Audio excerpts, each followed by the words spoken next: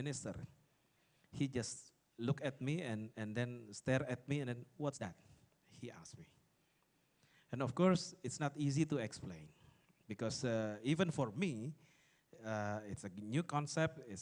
Although I know this is a very good concept and it's a good thing, and I believe in more in some other parts of the world, this has been applied, although not comprehensively, but now has been pushed harder even by our colleagues from the EU. So it's not easy, to improve people understanding, in particular for the decision makers. But then, thanks to all these kind of efforts, I believe this kind of efforts also improve and raise the awareness of decision makers about circular economy. That's in the Vision Indonesia 2045. If you read, I think the document has been in the internet, and so you can read it. Then, when it comes to the RPJMN 2020 to 2024, as Masano asked me, again, this is not also an easy task to introduce, to include into the documents. And I believe, I believe right now there has been some discussions about it, and Masano also involved, and I think some other audience also that comes here also involved in the discussions. The words circular economy are there in the current draft. But I keep pushing all colleagues to be very, very clear about what you mean by what do you call it, circular economy. And I remember during the discussion there was a tough debate about indicators. And of course, as the planner, usually we put targets, we put indicators, and of course we know how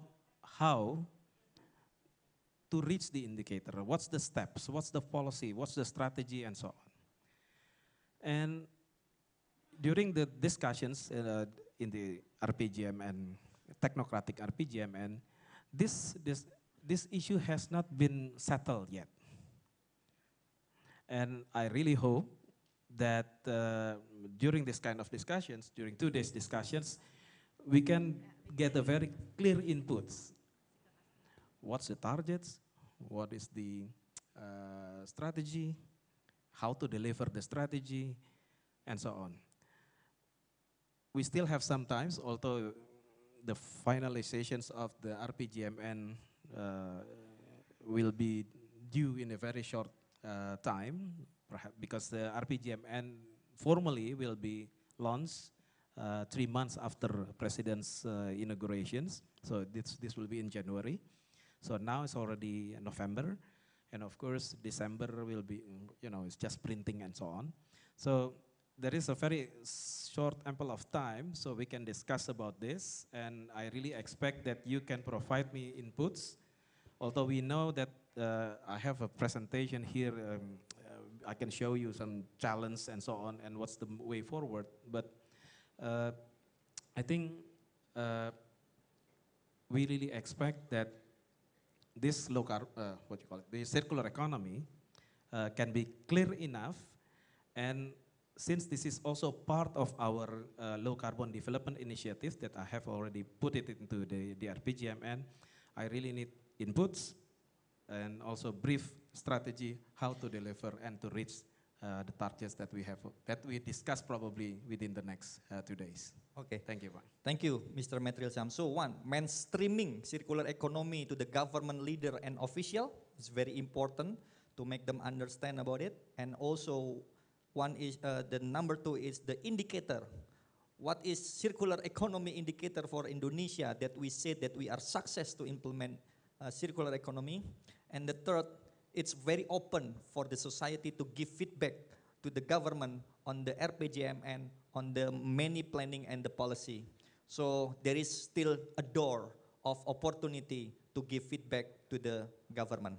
So Mr. Michael Buki, EU, what is the important for EU on Indonesia, that you are the one that helping us, pushing us for Indonesia implement circular economy on the policy, on the mainstreaming, including helping us on this Icef, Indonesia Circular Economy Forum. Please. Selamat pagi, terima kasih Pak Sano. I'm very grateful for the opportunity. If you don't mind, I will stand there so that I can also see my slides.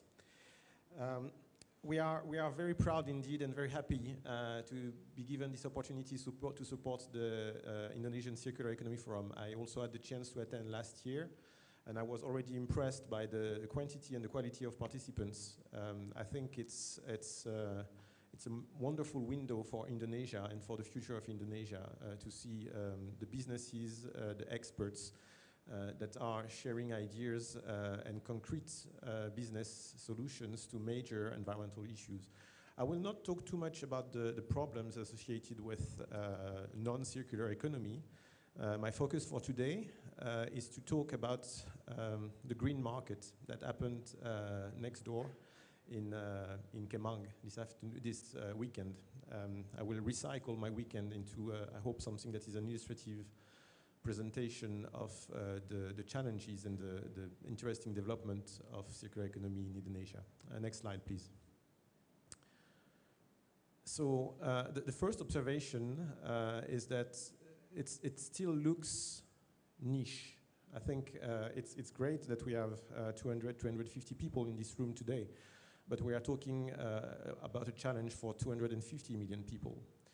So one question is, why does it look like it's still a niche issue? How is it that the amount of waste that is generated and the amount of nuisance that comes with it still seems to be the problem of a minority? I will show you more pictures, and I think some of them give illustrations of why it's still the case. Although, when we talk about circular economy, mostly my impression is that we think of the crazy situation of Jakarta, the capital city, or we think of the extreme case of rural villages, neighboring forest. But actually, it seems that a big part of the issue is in the middle, in the mid-size cities, which do not have yet the kind of more advanced waste collection and waste sorting systems that are developed in other parts of the country. I think Jakarta is facing a huge challenge because it has a huge population, but overall it's not doing so bad. Same for the south of Bali, for instance. But the problem arises when population density starts to increase and the infrastructures are not ready yet. Oh no, I don't need that, thank you. Thank you. One illustration here, bags made out of fish nets. In Europe, we have simply banned single-use plastics, or at least 10 categories of items that we deemed responsible for at least 70% of marine litter. I know that there have been experiments like that in Indonesia, but when you ban something, then the question is, what do you use instead? And here you can see that you don't have to go to more expensive or less convenient options, that circular economy in itself provides alternative solutions and alternative business to recycle fishing gears, for instance. Next slide, please. Yeah. Plastics, maybe you recognize the logo in the plastic parts. This is a very nice example of what you can do with plastic bottles and plastic caps. But you could also ask, why do we have so many bottles? Why in this country are there so many bad bottles of water? The best product is the product that you don't have to buy. There are ways to improve the sanitation so that people can drink water out of the tap. And that contributes also to reducing the waste issue. That's also part of a resource-efficient economy. Besides, not all plastics can be melted and merged like that. It depends on the additive that they contain, which requires certain standards on the plastic before they are put on the market. Next one, please. This is a very nice pillowcase that is made from used hotel robes and shirts, high-end shirts. Usually those shirts, they are cut, and then what remains is burnt. It has to be burnt. It cannot be used. So it's not legal, actually, to reuse sometimes. There can be perverse incentives in the law or in the policies of companies that make it harder to recycle. Next one, please. Okay, this one you recognize probably. I think they are available just outside here in the corridor. These are products that are made out of nice used packaging. They are very durable, they are relatively cheap, very light. The problem is, if you see do one of those baskets, you have to identify the products that have the nice color and qualities. And I think it's increasingly harder to do that when everything gets merged.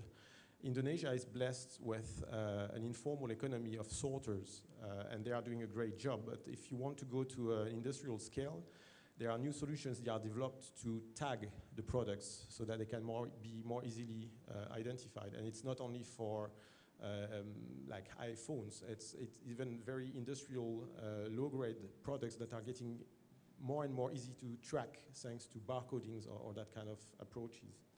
Next one, please. This is a nice brand that produce natural products and shoes and dresses and so on out of material fibers without using harmful chemicals.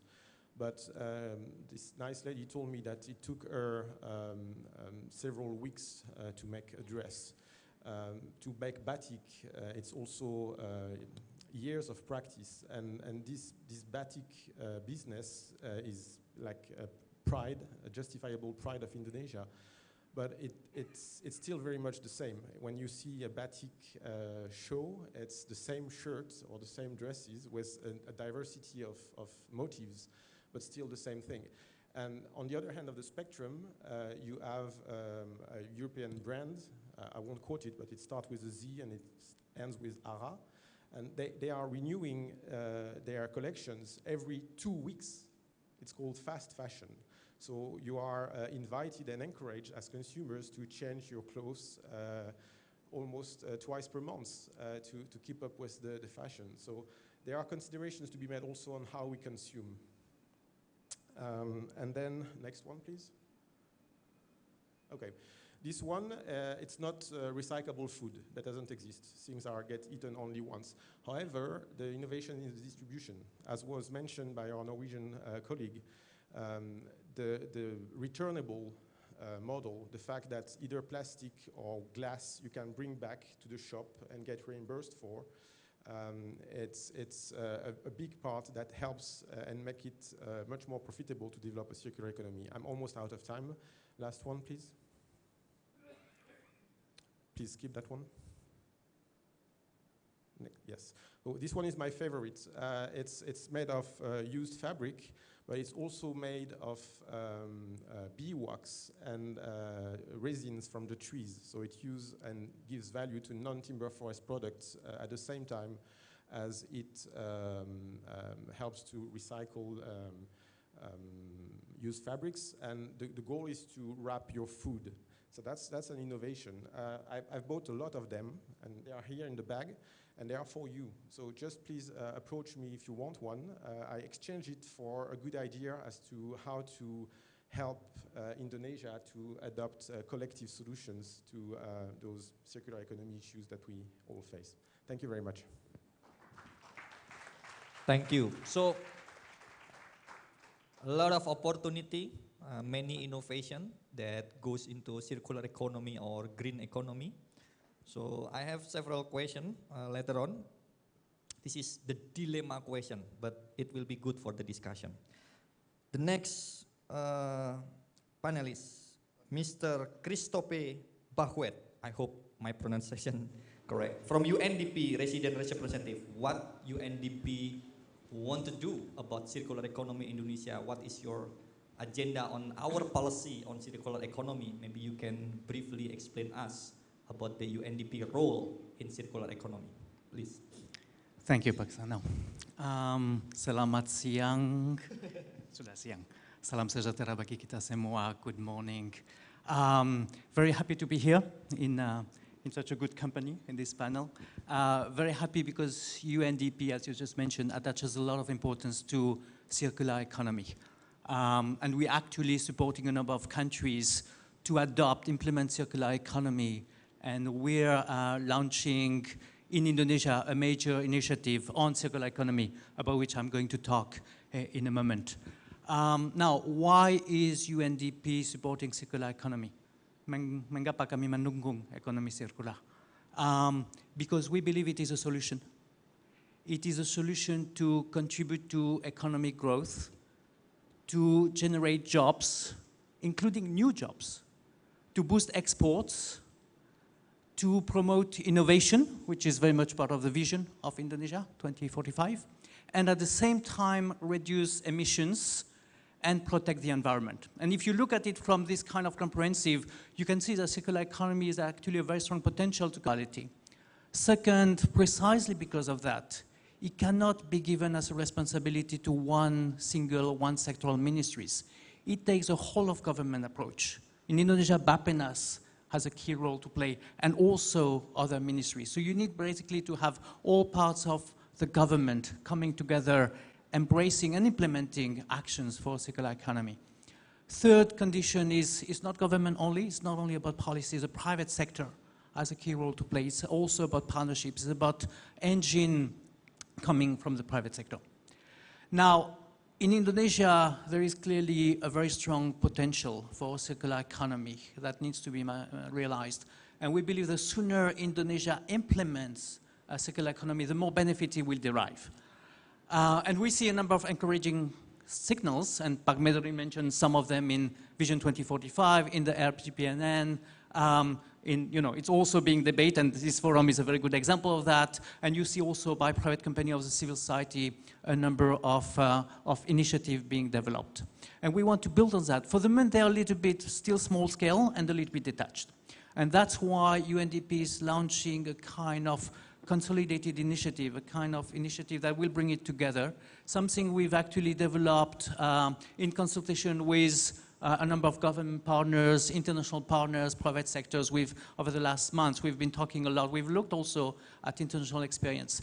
In a nutshell, it will actually look at 4 components. First one is doing a kind of sectoral analysis, looking at the current status, looking at the bottlenecks, the opportunities, for 5 sectors that we have identified, namely food and beverage, construction, textile and fashion, electronics and e-waste, and plastic recycling.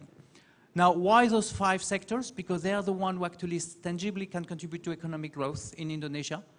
They are the ones actually who have an impact on environment.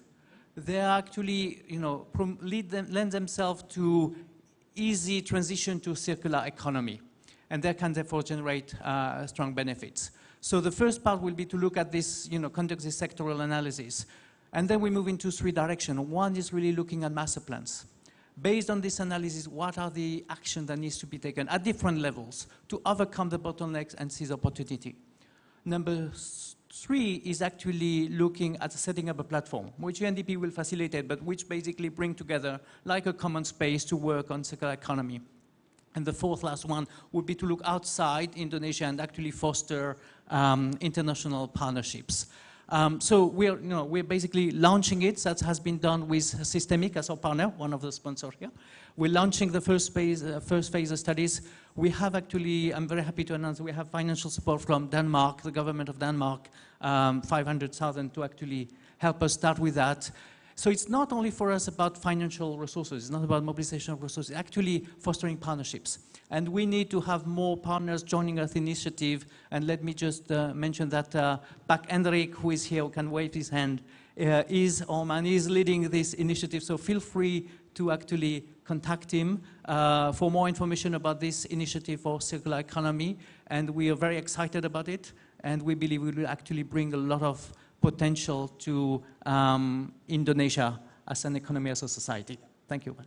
Do you think you will involve also small, medium enterprise, micro, small, medium enterprise? No, it has to. It's not only about big companies. I think that would be a misguided conception. Partly in a country like Indonesia, where small, medium-sized enterprises are about 90% of the economic tissue. So definitely. But we need actually channel to reach out. We have a network already, but we need channel to reach out to them. Yeah. Thank you. So I'm interested, platform, number 3, we already have the platform, Icef. I hope UNDP next year will support us more bigger event and bigger platform. That's what you just talked about, right? Yes.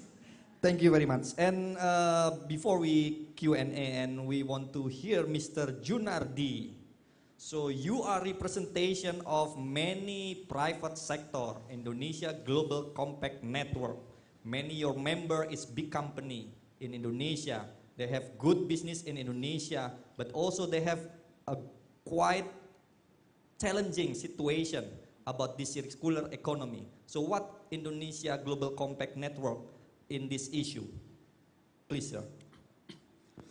Well, first I would like to congratulate to Bung Sano for conducting this conference, the forum. This is the 3rd time, right? So, and this is a very important one. Now, before I address this, I would like just to come up with one different kind of thought about this circular economy. Okay, and it is not my saying, but it's said by somebody else, saying that there is no waste in the nature. Waste does not exist in nature. So then, we are, wow, peringatan 10 November ini soalnya. So we are the one who create the waste, not the nature. I think this is an important paradigm for all of us to look at it. Number 2 is, it has been said the whole morning, addressed by everybody here, including Pak Luhut, saying that the transitions to, from linear economy to circular economy is imperative. When I said imperative here, that means it is applicable to everybody. It's not only the government, it's not only the UN bodies where I'm also part of it, but it's also the private sector, and it's also, of course, SME. So the partnerships to address this issue is very important. The key is that why circular economy? What is circular economy? All of these things are actually, like mentioned before, is pretty new. Actually, the concept is not new, but maybe for Indonesia, for all of us, it's something new. So I think what we need to do is that working together in a UN Global Compact here with the Green Generation Foundations, UNDP, EU, and all those things, what we need to do is a big campaign to shift the paradigm of the private sector, the societies, that it is important to address this waste issue. It is also important to create the interest and understanding among the business sector, for example, to develop the new strategies in order to address the high pressure on the environmental issues, on the volatile resources, and at the same time also to create a more economic model of productions, so to make the company is more competitive and sustainable. So it is not only, of course, cost is very important. It was covered before that. But the key is that in addition to looking at the cost, let's look at it also what are the gains in order to do all of these things. I think there's a presentation this morning by you, okay, showing that estimate how many new jobs, opportunities that can be generated from this circular economy. How much more competitive for the company, creating the new opportunities in the business to do all of these things. So the key now is also how to get these societies, communities, business all together to take it at the same time together about how to do all of these things, addressing these environmental issues. So I think this one is one important one. Another aspect that in addition to, I mean this morning we talk about this government regulations, about the possibility of law enforcement, but the key is also how to get a campaign in the community and societies that to make it work. Like Pak Luhut this morning saying that you clean up the river, and then after that, during the rainy seasons, another waste polluted the rivers. So this one of behavior that we need to change. So this kind of thing is, of course, a long journey to do it, but I think we need to campaign consistently in order to change the behavior of the societies and the business, which I call it a kind of a dysfunctional behavior. Because actually, we all want to live in a good environment. We would like to have a clean cities. We would like to have all of these favorable living, healthy, and so forth. But at the same time, we are also dump our waste. What happened with the linear economy is it basically like, manufacturing products. It is sold in the marketplace. It's consumed, and then we throw the waste and dump it. That's it. So the manufacturers are not responsible when the product is out of the gate. And this is another way of look at it, because in order to stream off the circular economy, okay, the production should be responsible end-to-end from the production of good until the end. Okay, and a small example which I think is very, very useful is the one being said by Pak Bjorn now, about how the retail company is collecting back of these bottles, right? Just simple actions, but many other actions can be done. Okay, so that means also what? The productions is also responsible to internalizing the externalities in order to take care of the goods and the waste, and then try to recycle the waste into another goods and so forth, so become a closed-loop economy. One more item is I would say that's very important also to put this into the educations. From kindergarten, high schools, and then up to these universities about the new way of the economic benefits to do all these things, but at the same time also to cover it with the society. In summary, basically, what I think what we need to do is we need to work together, all of this one, and also this one links so much with the Sustainable Development Goals. This link to the SDG 8, okay, for the decent work. This link to SDG 12, which related to the sustainable consumption and production. This link to SDG 6 about these waters. So these links, and of course indirectly this links to the health, this links to the climate and all those things. So this effort of the circular economy should be also connected to the grand plan of this government of Indonesia in terms of the implementation of Sustainable Development Goals, either in Jakarta as well as a provincial government. Thank you. Thank you, Mr. Junardi. Shannon, do you have, I know that you already have project at field. Do you think circular economy is feasible to see from the down of the stream, on the society, at the end of the production, at the end of the consumption? Do you think it's possible in Indonesia, and how difficult it is to create the circularity of the material? Because I know you already worked 1.5 years maybe in Bali. Maybe you can share to us and how important policy to support that kind of movement or change. Thank you. I'm going to step down here too so that I can share my slides with you. But Sano, thank you very much for that question. I think, yes, it is possible to do circular economy. Thank you. Do I just push anything? Oops, there, okay. Okay, so I think it is possible to do circular economy in Indonesia. What's going to be important is, as many of our panelists have spoken about, thinking about this in a holistic way. I'm going to share with you today of the project that we've been working on in Bali and how McKinsey.org is rethinking recycling. But of course we acknowledge that we cannot reduce or recycle or reuse our way out of this problem. We need to do everything we can to reduce the amount of waste, as well as figuring out how to manage the waste that is in the environment and is every day going into the environment. So I know this audience, this is not going to be a new idea for you, but we all know that the oceans are in crisis. 8 million tons of plastic are entering the ocean every day. To put that in context, that's the equivalent of a dump truck of waste entering the ocean every single day. But we know that also that 80% of this waste comes from land. So solving the crisis in the ocean is going to require solving the problem on land through waste management. I'm not sure where I'm getting feedback from. Should I? Oops. I don't quite figured out the clicker yet. But that's easier said than done. The world is producing 3.5 million tons of solid waste every day.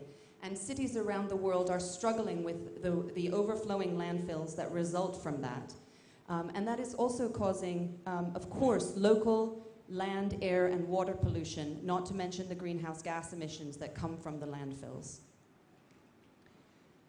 And over 2 billion people in the world live in communities with no waste collection, causing a plague of diseases from malaria to dengue to dysentery. And we all know that waste that isn't collected is often burned. Up to 40% of waste in the world is burned today in uncontrolled burning, open burning like you see here. This releases all sorts of toxins into the air. Please don't do it. I know it happens all over Indonesia. It's going to poison you and your children. So that's why McKinsey.org has focused for our first program on rethinking recycling in Bali. We are working with communities to help recycle plastic and other waste back into productive use. And we are working with stakeholders across the space, from government to non-profits, for-profits, small companies, and corporations. So who is McKinsey.org? We are a non-profit founded by the consulting firm McKinsey & Company to develop scalable solutions for the world's challenges. We are working on rethinking recycling first because it is a problem that is completely solvable, but it is the result of a systemic failure. Recycling today is trapped in a vicious cycle of volatile demand and poor supply, which results in low infrastructure investment. So to give you an idea of what that really means, let's use plastic for an example. Plastic is derived from oil. When the price of oil is high, the price of virgin plastic is high, and manufacturers tend to use more recycled plastic. But when the price of oil is low, like it is today, manufacturers tend to gravitate towards virgin plastic, which is lower in price than recycled plastic, because recycled plastic is a fragmented resource across the landscape. On the supply side, recycling players tend to be small because of that fragmentation of the source of material, and they also don't have a direct connection to the corporate players who end up using the recycled plastic, and so they don't understand the needs of the supply chain, and there tends to be high contamination of the recycled material. And so this creates this really volatile chain of boom and bust cycles in the recycling programs and an underinvestment overall in the infrastructure that needs to happen. We work at McKinsey.org to break this cycle by developing collaborative solutions for both supply and demand side challenges at the same time. On the community side, we develop self-sustaining recycling programs that will maximize the quality and quantity of recyclables in the supply chain.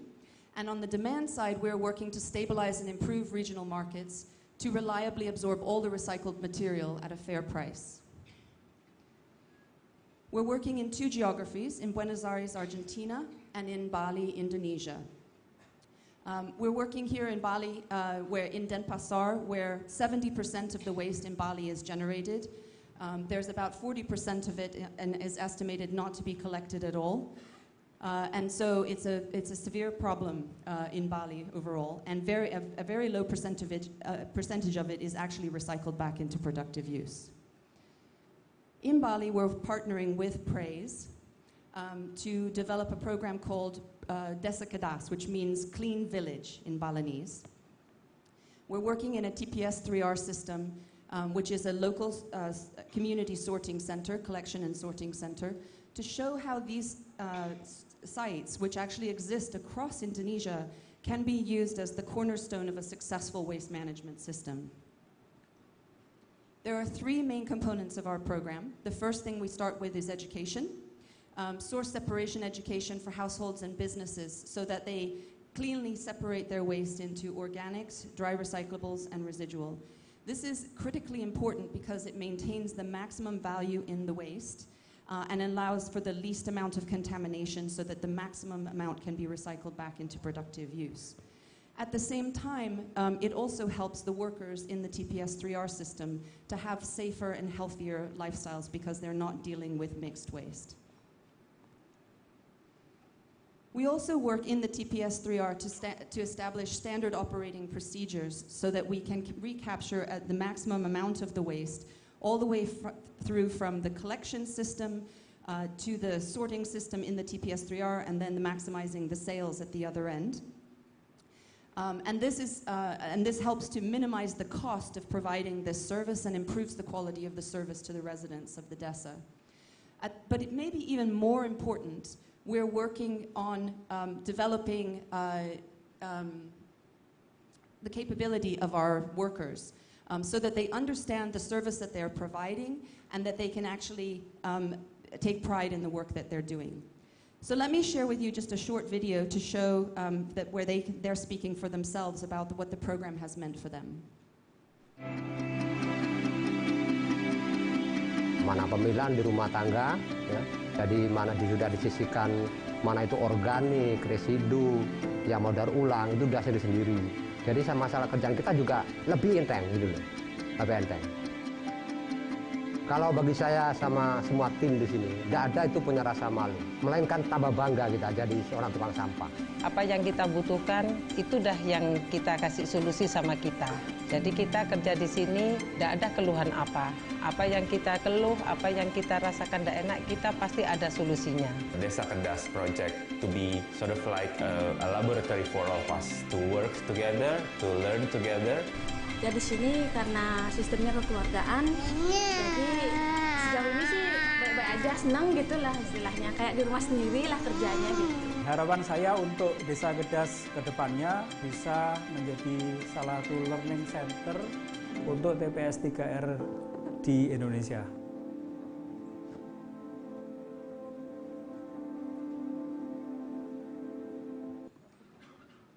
So I apologize, Sano, that I've run over time. I'll use my last slides I'll skip through a few to give you some sense. So it's not enough to do this in just one DESA in Denpasar, obviously. What we need to do in order to solve this problem is scale it broadly across Indonesia and across the world in different places. So we're putting together a collaborative platform, another collaborative platform. We should make sure we all collaborate.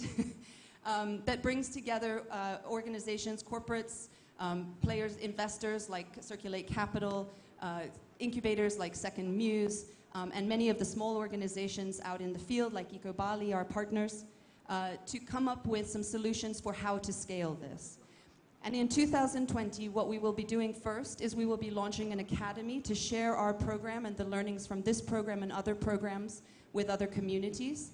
The 4R Academy, Rethinking, Reducing, Reusing, and Recycling, will share operational capabilities with other communities so that they can replicate this type of program. But we don't want just to share what we've learned. We want to share what many of the people in this room have developed as well. So this is an open call for partnership. Please come and talk to me if you have a program that you think could contribute to this academy. We are also developing a transparent marketplace to improve market efficiency and to create the transparency and traceability of the material that many of the corporate players need in order to be able to guarantee that there are no human rights abuses in the recycling system. And we are building market mechanisms that will increase the investment into collection, sorting, and processing infrastructure. Our ambition is to scale Desa Kedas across Bali and across the whole of Indonesia and eventually beyond. And we are working to do that with all of our partners today.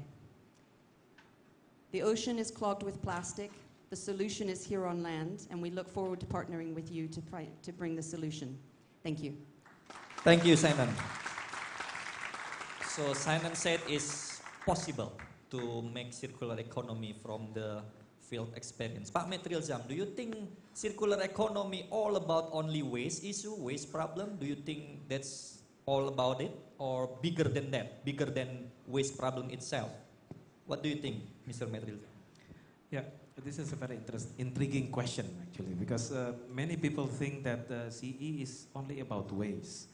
And I also observed that many examples, even today and even in many other workshops about CE, then CE is just a matter of plastic waste and solid waste management, recycling, and I think I think everybody here aware that CE is not just about 3R, but probably it could be about 5Rs. There's it's not only about water, reuse, reduce, and recycle, but also could be the redesign, revalue, and so on. So I would like to underline that it seems to me that the understanding about CE itself, even in the players around the CE ecosystems, is not the same. They don't have the same understanding yet. So I would like to suggest in this case, so although we try to put it into our next development programs, but of course the first step that we need to do is to build the same understanding first about what we mean by CE, and also how are we going to do about this CE. And we have to admit that the CE ecosystems at the moment has not been established comprehensively yet. As Shannon mentions, it's just a kind of many small projects happens around the world, and even in Indonesia. And I think, but I believe this is a very good, it's become a good capital for us to improve our understanding about CE. So in this case, I would like to suggest 5 agenda for the next. First, to improve our understanding about CE, I suggest that we also look at CE not just only from the environmental angles, but please also look at CE from other sides of angles. For example, from the economic point of view. Christophe has already mentioned, and I think there are a lot of studies in EU actually mention about what's the benefit of the CE in the economic terms. I really support the idea of having the economic exercise for even specific for Indonesia. What's the implication of CE to the Indonesian economy? I never read these publications before, but I hope we could publish something related to this. And second one, of course, we need to have a roadmap. Until today, we don't have anything yet. We don't have anything on the papers, and so then this is just a kind apa itu istilahnya nodong ini teman-teman ke saya. What you mean by nodong in? What's the English in nodong? It's like pushing Bapenas actually to put CE in the next development programs. I said for them that's fine, but of course we do need a roadmap for that.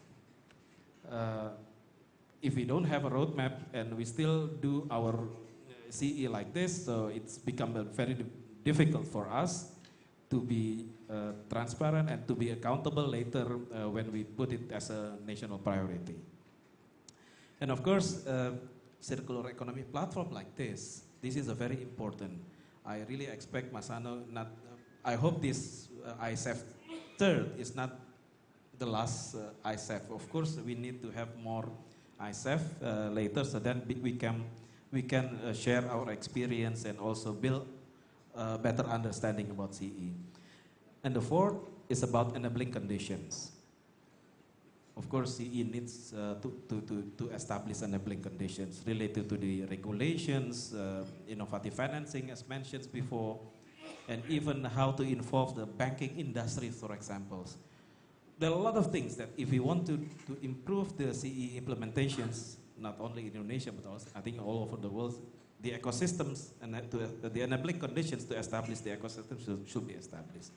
And learning by doing exercise. I think Shannon has already shown a very small examples, and the questions will be how to scale up all these small initiatives to become broad. So, but of course, through learning by doing exercise, we can improve our understanding, and also step by step we establish the ecosystem for the CE.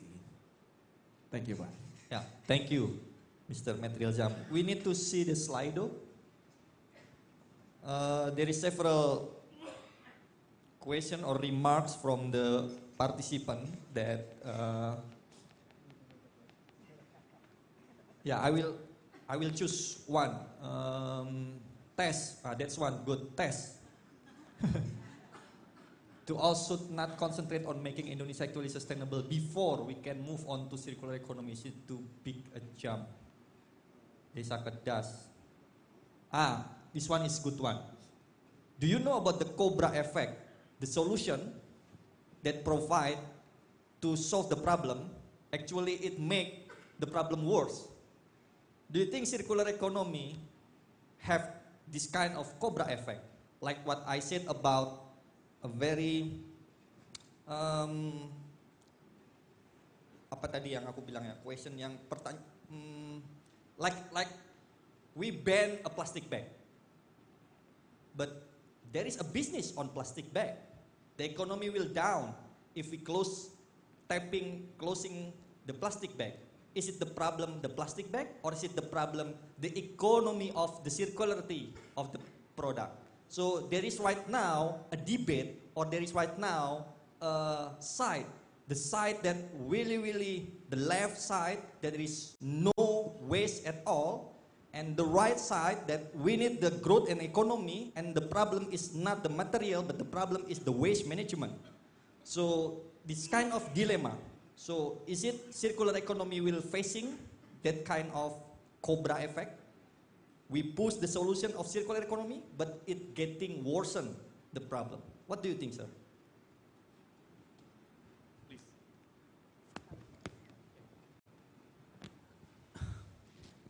I mean, when I was listening to you, it's just a little bit like, reminding about this debate. We have automation, artificial intelligence, and do we want it? I don't think you have a choice. I mean, you have to embrace circular economy because you need to have a long-term thing. Yes, there will be trade-off, but again, it's part of the management. It's also why we're doing this whole study looking at the bottlenecks, impact. You need to anticipate the trade-off and then find ways to mitigate the impact and then shift. But actually, I'm not so much worried about the negative impact of the circular economy. I'm actually more worried about doing it small scale, about doing it a little bit in the so you don't have the impact. And I think that's probably the main risk for Indonesia. Continuing to talk about circular economy, doing a few things here and there, having a few partners, but not doing to the scale that it needs to have to basically meet an impact on the whole economy model, impact on the economy and society. And that's what we need to mitigate as a risk. And that's why we need actually to be ambitious. I think what we're talking about is, yes, an ambitious program, it's a multi-year, it's a package, but that's what we need to actually make sure happens to make sure that we don't fall into this trap of continuing doing small things, talking, but not doing things at scale. Okay, thank you.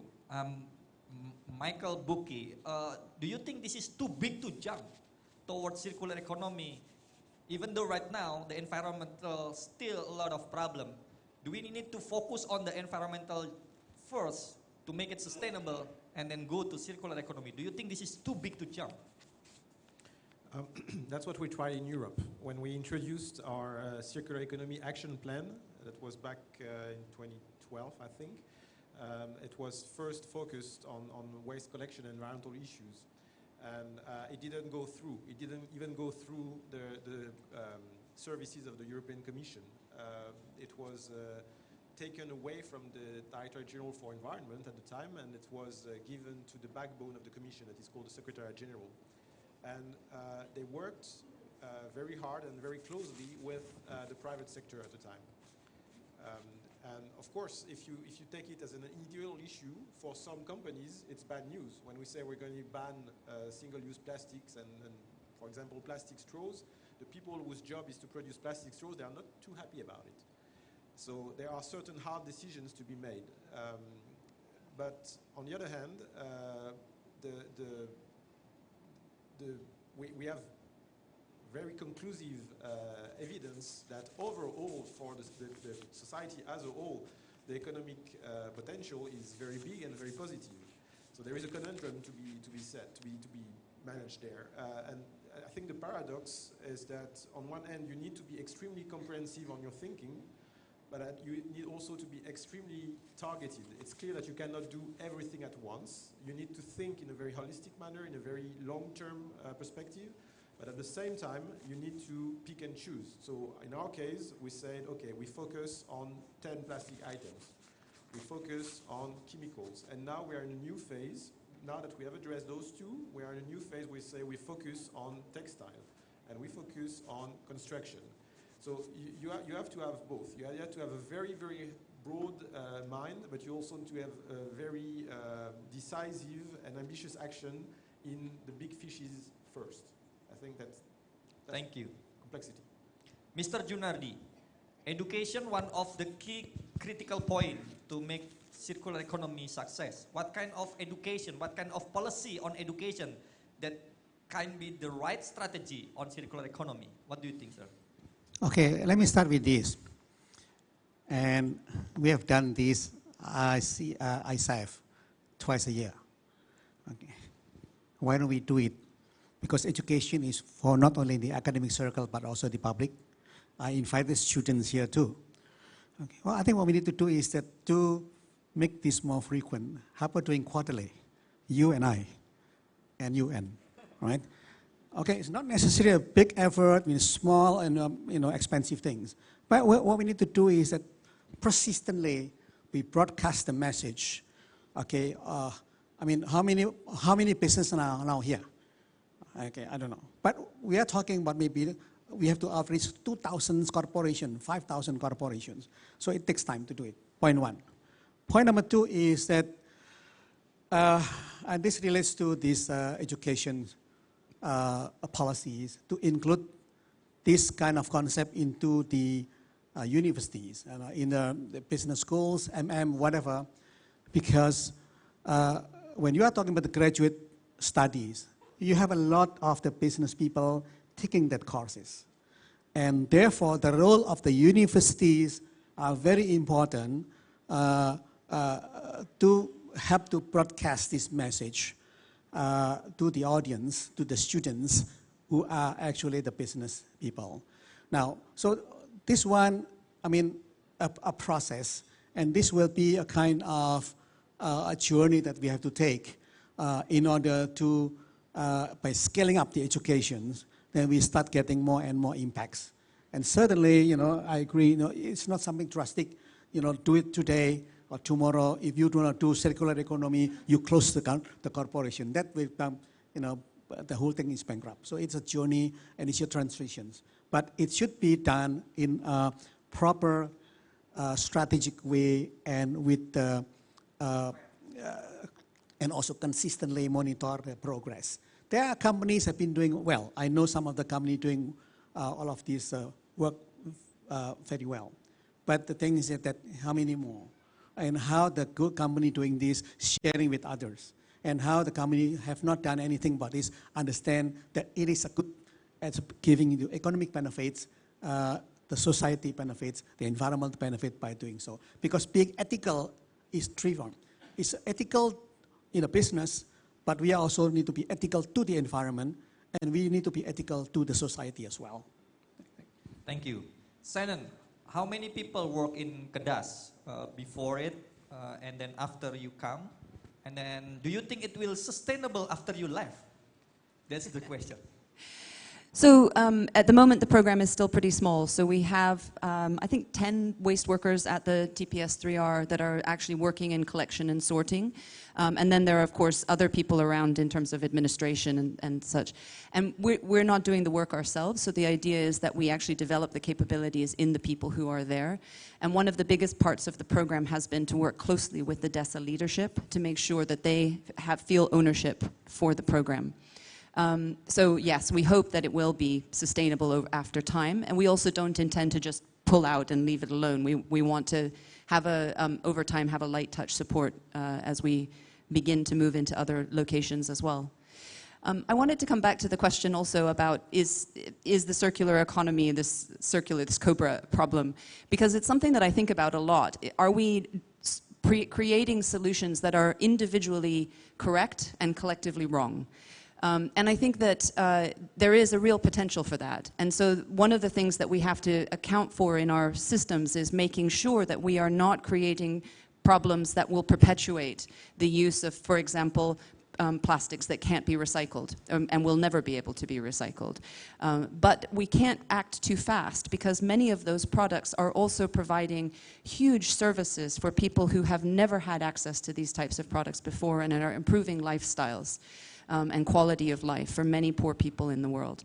And so I think what's really important is that we do work on figuring out which materials can be recycled, moving all packaging towards materials that can be recycled, standardizing those materials. But we will always need, maybe it won't be called a waste collection system, maybe it will be called a recycling collection system in the future, hopefully. But we will always need a way to recover materials through which products are processed. And so our hope as we figure out what to do with those materials as we sell them is to avoid situations where we create new technologies that will create a new dependence on a material that then exacerbates the continuation of that type of packaging. And we're thinking very carefully about that in how we manage the materials that we collect. Thank you. Last question. From 10 scale, 1 to 10, do you think where is position of Indonesia on circular economy, sir? Of course, this is not new on the initiative. We have cleaner production, we have proper, we have green procurement and a lot of things. Initiative by Indonesia government and the society itself. But include the circular economy from 1 to 10. What is the scale from your opinion? Of course, this is opinion. Not right or wrong. 7. 7. I would say 5 going to 7, 8, 9. 5. 5 to 6, 7, 8, 9, 2. Yeah, please. I'll agree, 5 to 7, 8, 9. Oh, you don't know, okay. No, I think what's important is the rate of progress. Yep. At the moment, the realization of the challenge is everywhere. And the leadership of people like Pamedril, I think, is key to the realization of a 9. Okay. That's why we say 5, 6, 7, 8, 9. Okay, thank you very much for all the panelists, and back to you.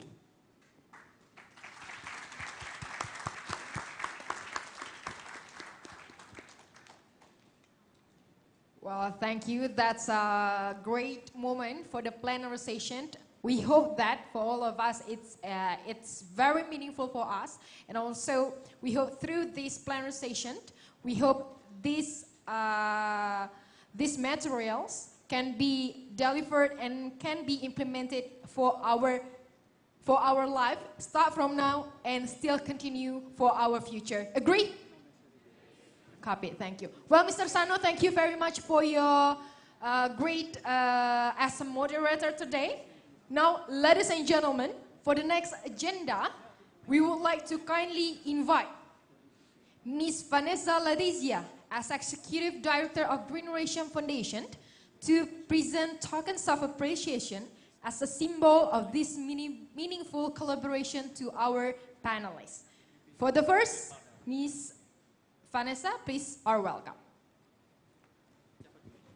And also we invite all the panelists and Mr. Sano also for tokens of appreciation.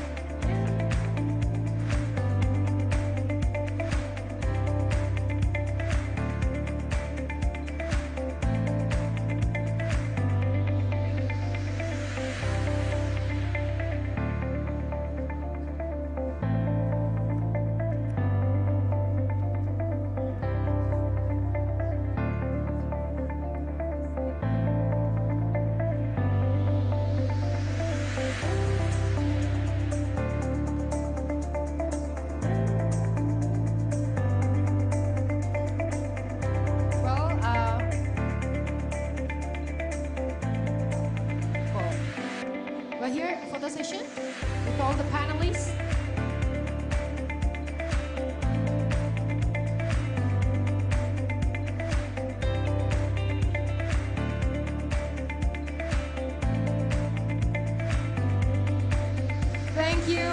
Ladies and gentlemen, give a round of applause to both representatives.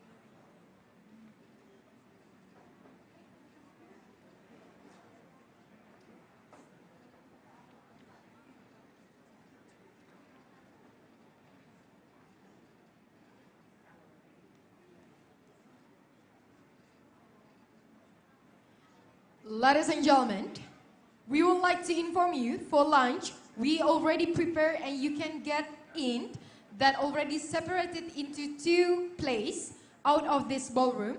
And also please come back again in Grand On Tamrin Ballroom at 1 p.m.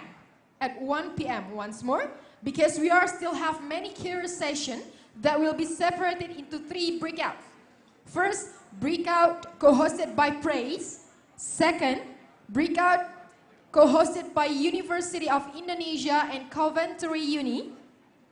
The last one is breakout co-hosted by Circular Economy Inspiration from Europe. Well, isn't it cool? So, see you soon there.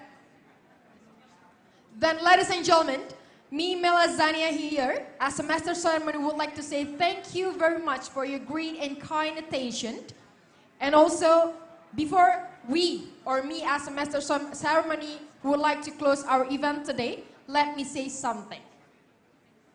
The ultimate goal of the circular economy is to create resource. Then, don't just hear, absorb. Don't just think, ponder. Don't just dream, do. Because world in your head. Believe and remember it. Thank you and have a good day.